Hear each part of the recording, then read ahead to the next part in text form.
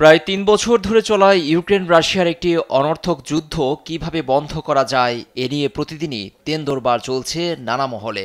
সেই প্রচেষ্টার মুখ্য ভূমিকায় আছে যুক্তরাষ্ট্র। তবে সম্প্রতি জেলেনস্কিকে একনায়ক আখ্যা দিয়ে বিতর্ক উস্কে দেন প্রেসিডেন্ট ডোনাল্ড ট্রাম্প। এ নিয়ে শুক্রবার হোয়াইট হাউসে ট্রাম্পকে সাংবাদিকরা প্রশ্ন ছুড়ে বলেন, জেলেনস্কির মতো ভ্লাদিমির পুতিনও কি স্বৈরাচার? বিষয়টি কৌশলে এড়িয়ে দুজনকে এক হয়ে কাজ করার আহ্বান জানান তিনি। আমি মনে করি প্রেসিডেন্ট পুতিন ও প্রেসিডেন্ট জেলেনস্কিকে এক হয়ে কাজ করতে হবে।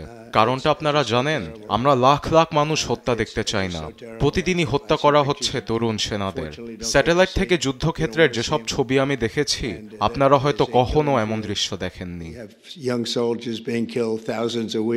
2022 সালের ফেব্রুয়ারিতে ইউক্রেনে পূর্ণমাত্রায় আক্রমণে যায় রুশ বাহিনী।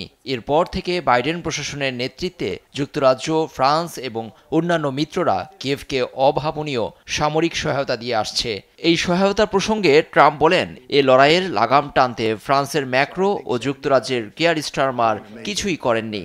যদিও ম্যাক্রোকে ভালো বন্ধু এবং স্টারমারকে ভালো মানুষ হিসেবে বর্ণনা করেন তিনি।